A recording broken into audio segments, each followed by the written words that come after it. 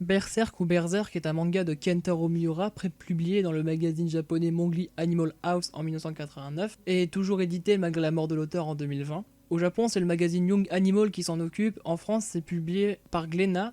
Actuellement, ça compte 41 volumes. Berserk, c'est un manga qui a connu 3 adaptations animées de qualité inégale, notamment par les studios OLM en 98, qui est pour moi la meilleure, puis 3 films d'animation de 2012 à 2013 par les studios 4 degrés, puis une dernière par les studios Gamsda et Mille Pensées de 2016 à 2017 en CGI, qui est vraiment pas très jolie. Mais bientôt, ce nombre sera faussé parce qu'une nouvelle adaptation est prévue pour fin 2022.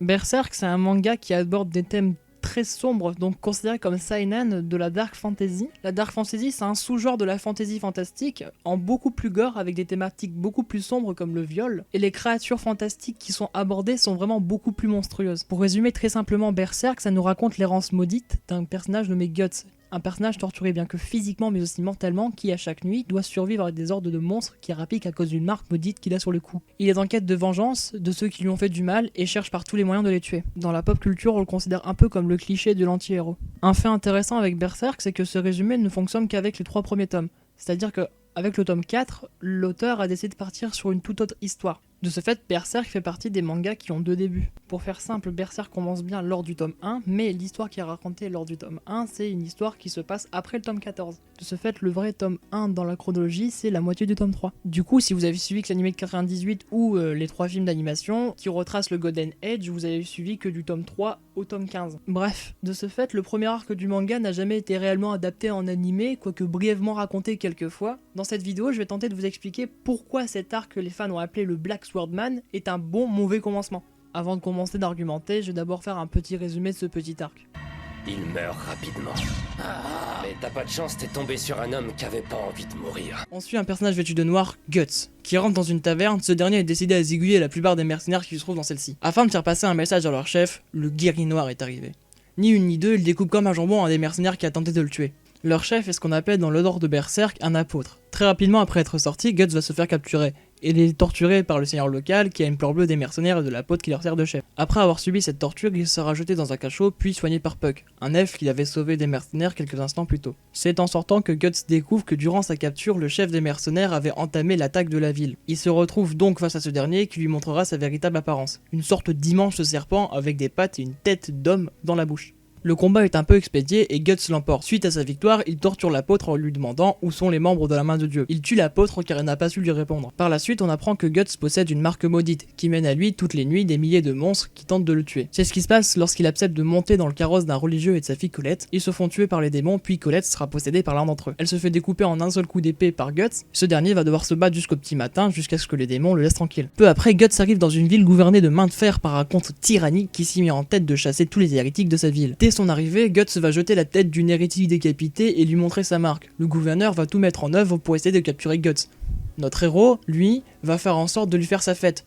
Le comte est en réalité un apôtre lui aussi. Il va se faire aider par un homme nommé Vigus. Il est recouvert de bandages car il a été torturé pendant 7 ans par le comte. Il a vu sa femme et son fils mourir devant lui et il n'a rien pu faire. Par ailleurs, Vigus est en possession de ce qu'on appelle une béérite. Vous inquiétez pas, j'expliquerai après ce que sont les éléments du lore de Berserk. Vigus va se faire capturer par l'homme de main du comte qui lui avait transmis une partie de ses pouvoirs. Quant à Guts, lui, il a réussi à s'en sortir grâce à un passage dérobé. Lors de son exécution, il va supplier Guts de tuer le comte. Ce dernier s'exécute et va tout faire pour lui faire mordre la poussière. Puck, lui, s'est fait capturer et devient le jouet de la fille du comte, Theresia. Cette dernière va donner beaucoup d'éléments importants quant à l'explication de la folie du comte. Il est devenu comme ça après avoir vu sa femme s'éprendre de désirs et de rites sataniques.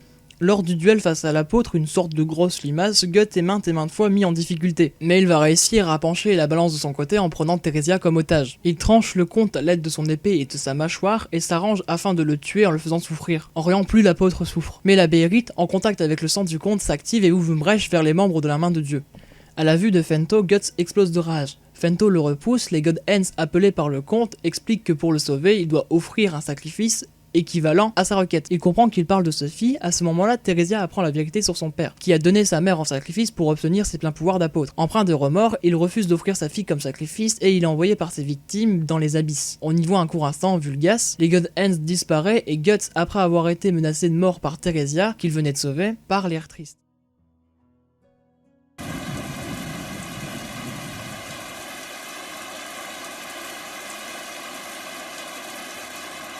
En quoi est-ce que pour moi c'est un bon mauvais commencement?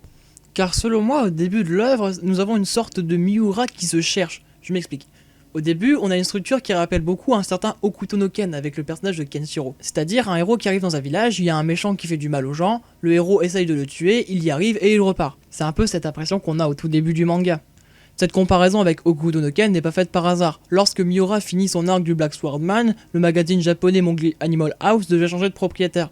De ce fait, on a demandé à Miura de faire un choix, soit d'arrêter son manga pour l'instant et de faire des collaborations avec un autre mangaka, soit de continuer mais en commençant un nouveau manga. Il fit donc une collaboration avec un autre mangaka qui s'appelle Buranson, le célèbre papa d'Hokuto no Ken. Ils publient ensemble Oro, Oroden et Japan. 3 mangas qui malheureusement ne trouveront pas de public hors Japon car une portée beaucoup trop nationaliste japonais. De ce fait, à la fin de la collaboration, Miura décide de reprendre Berserk, mais il décide de reprendre de zéro dans la diésèse du manga, comme une sorte d'énorme flashback que l'on sache pourquoi Guts est devenu comme ça. Par contre, les tomes seront toujours numérotés de 4 à 41 maintenant. C'est à ce moment-là que commence le deuxième début du manga comme une sorte de renaissance, et c'est l'arc de l'âge d'or. Bref, revenons à l'arc du Black Swordman. Ce que j'ai dit tout à l'heure pourrait être considéré comme une sorte de point faible, mais force est de constater qu'il y a quelques points forts. Miura a su très vite exploiter son lore, notamment en incorporant directement des éléments de son lore et de ses personnages. Et leur exploitation est, je trouve, très bien faite.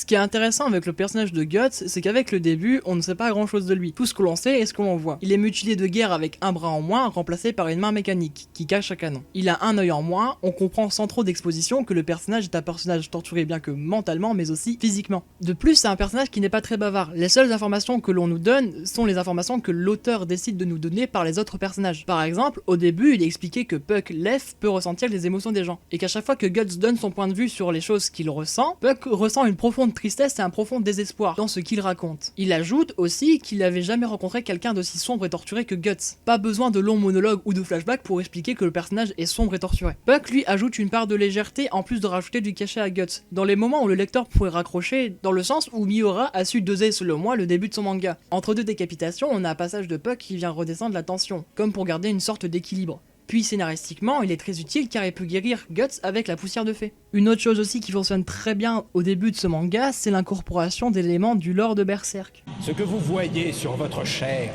c'est la marque du sacrifice. La vie de ceux qui la portent vous est offerte. Au début du manga, on nous introduit Guts, puis ensuite on nous introduit son épée qu'on appellera par la suite Dragon Slayer ou la pourfendeuse de dragon. Les personnages décrivent cette épée et la comparent à un vulgaire morceau d'acier qui fait la taille d'un homme. Souvent on dit qu'elle est insoulevable, mais pourtant Guts la manie avec une facilité déconcertante. Elle fait des dégâts gigantesques et une personne qui meurt pas du premier coup a beaucoup de chance, car souvent un coup suffit pour en tuer.